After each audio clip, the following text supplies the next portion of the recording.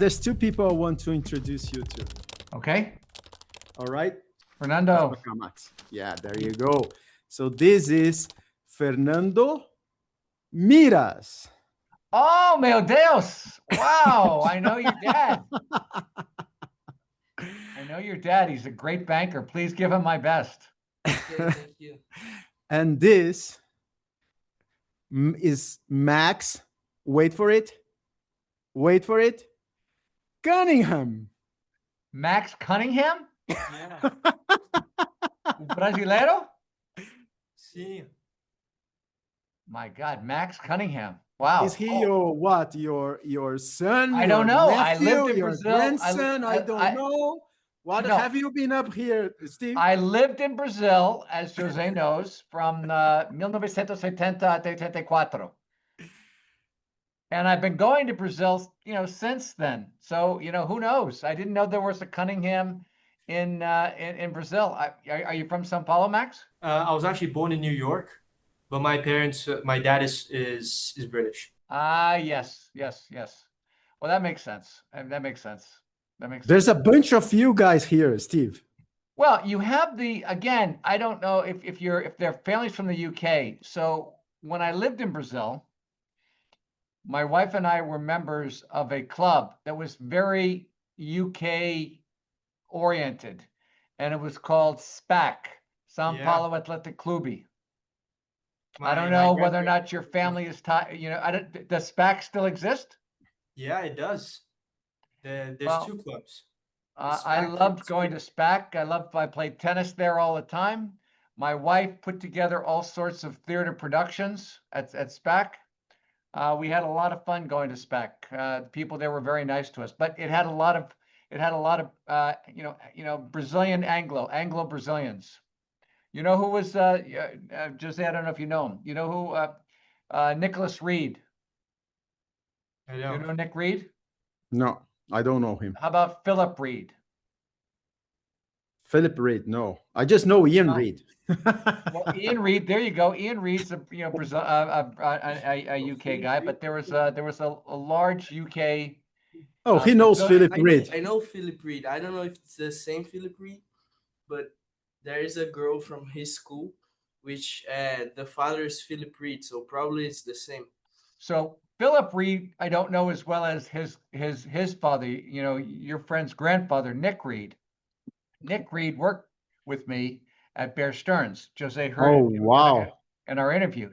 Philip is his son. I tried to hire Philip, but I lost him. And then, Philip worked he's got his own fund, Jose, now. All right. Yeah, I can't remember the name of it. Yeah, could be the same person. Could be. Yeah, it must be. Well, I'll track him down and I'll let you know. I can't. This is so funny. Miras and Cunningham. I can't believe it. So, wow. Steve, these guys are spending a week or two here with me. Mm-hmm. They have watched the presentations from the investment banking bootcamp program. They have watched a bunch of the episodes of Diário de Banker. They are helping me research my second book, which is Nadando de Braçada no Mercado Financeiro. So that's directed to those who are just joined the financial markets and want to excel at it. And I have a question for you. What would you tell them who are now, finishing high school, thinking about going to school, maybe in the US, maybe in Europe, maybe in Brazil? They don't know yet. They are in that process. What would you recommend to them? My recommendation is go to a school where you really, enjoy, what the school has to offer. Analyze all the schools. Don't go to the school because this person says it's a great school or that person says it's a great school. Go to a school that you've analyzed and you feel most comfortable with. But more importantly than the school you go to, in my opinion, is how you take advantage of the school when you get there.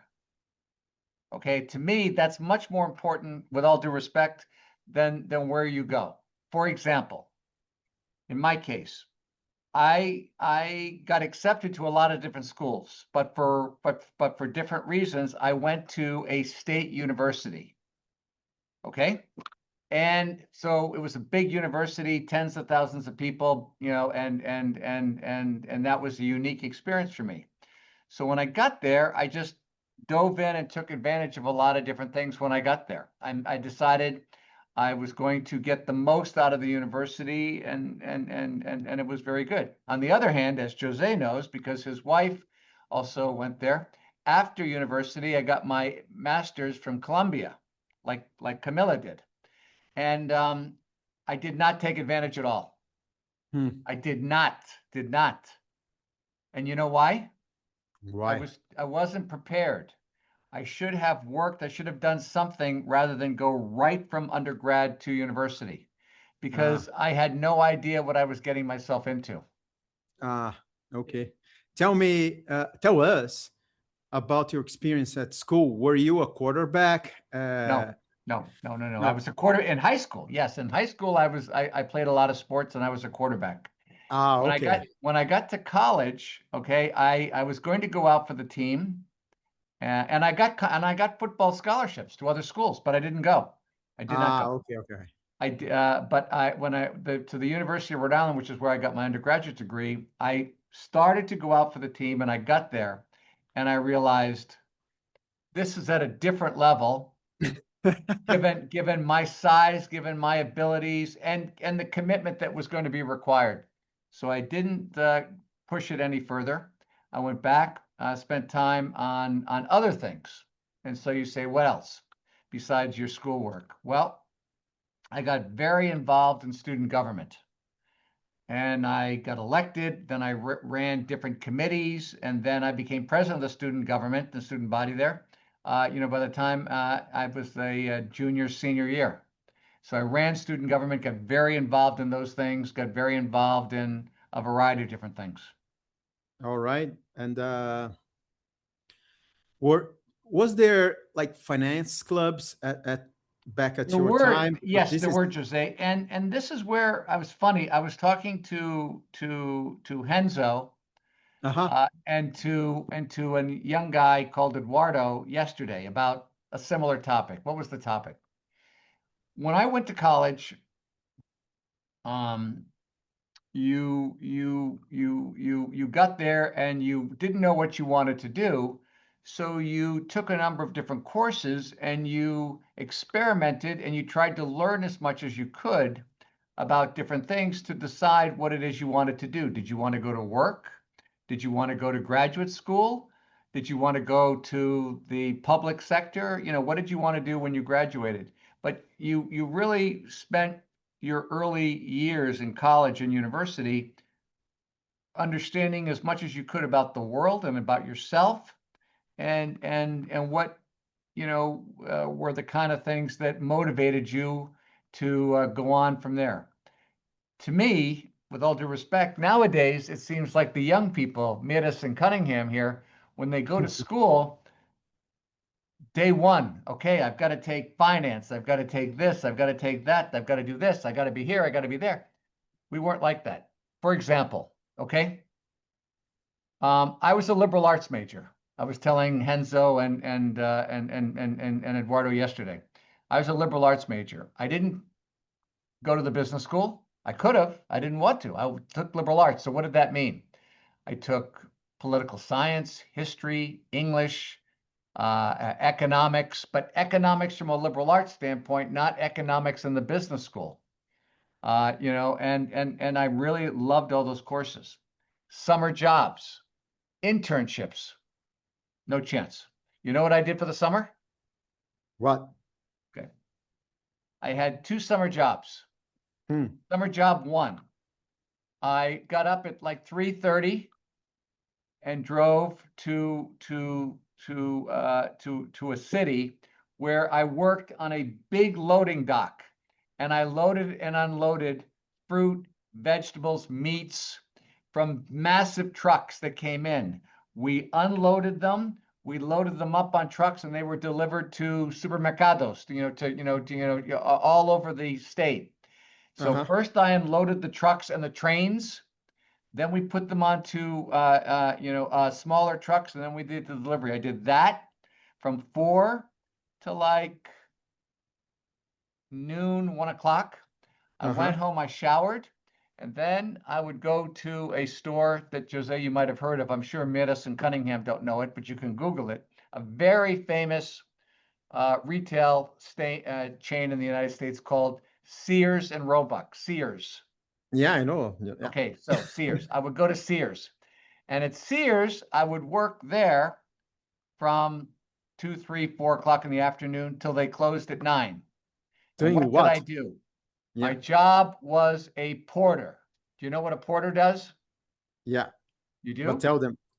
Okay, what a porter does at Sears is I cleaned offices, I cleaned bathrooms, I cleaned hallways, and that's what I did. And that's what I did, call it, 6 days a week during my summer. Those were my summer internships. Now, you want to know the good news? Yes, please. We need good news. I made a lot of money.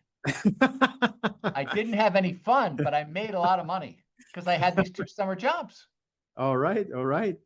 So that's very humbling, Steve. Those are my summer jobs until my junior year. And because I was president of the student government, my junior year, I stayed on campus and I did work on campus that they paid me for. And then when I graduated, before I went to Columbia, I was a teacher for the summer. I didn't know that, Mr. Nobody Teacher. knows that. I was a teacher at a high school. And guess what? I was a teacher and a coach. Okay. All right. So what did I teach? English. I taught English.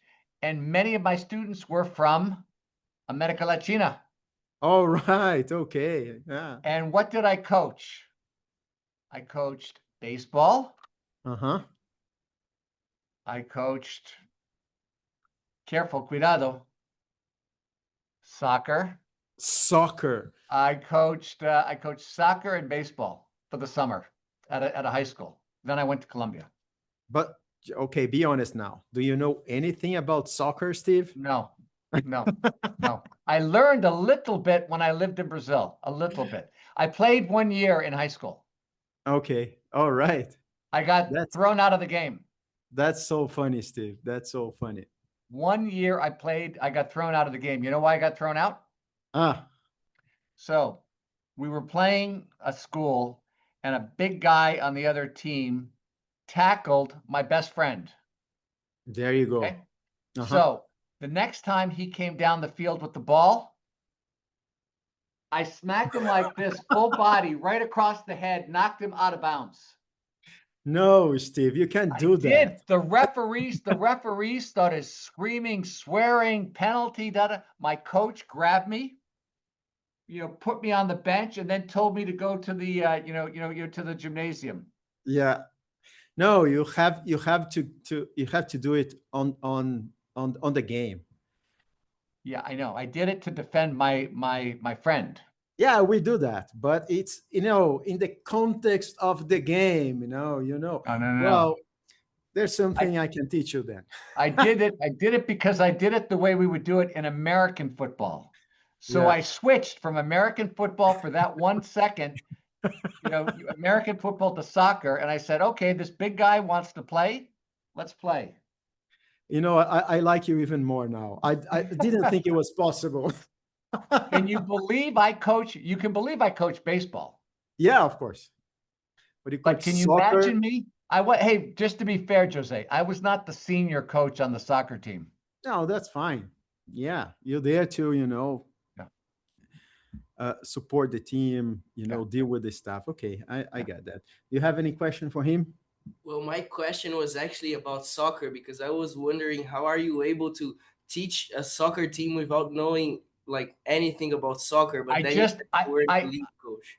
I watched. First of all, I played 1 year in high school. Remember? Okay. I did play 1 year. 2, I read a lot. 3, the guys I was coaching, the Latins, they knew more about the game than me. So I listened to them, and they would say, and remember, I had a coach. I had a senior coach. I was the junior coach. Okay. I listen to the guys from Colombia and Venezuela, all over the place. I listen to these guys, and I listen to what they said, to do. And I read stuff about the game. Okay. That's how you do it. Okay. Max, you have a question for him? I do have a question. How many games, and did you win any games as a coach? Good question. Very good question. You know what? I don't remember. The honest answer. I could make up a number. But I don't remember. What I remember is that I know that I did not win a critical game in soccer and in baseball against the arch rival. You guys went to high school. I'm sure your high school had another high school or secondary school that they considered their rival. I didn't win that. I remember I did not win that game or those games. Okay. Yeah. Okay. All right, Steve. All right. Thank you very much, guys. Go back to work. Very nice to meet you. Very nice to meet you, Steve. Bye-bye, guys. Bye-bye. Bye-bye. Nice to meet you. Você sabia que nesse livro, De Cabeça no Mercado Financeiro, Os 6 Passos para se tornar um banker, tem tudo que você precisa saber sobre carreira no mercado financeiro? Aqui eu falo sobre as principais carreiras, como é que elas são diferentes. Eu trago um capítulo que ficou sensacional com os diários, o diário de um banker, o diário de um analista de research, o diário de um banker de sales, para você conhecer o que será que faz sentido para você. Vale a pena você consultar.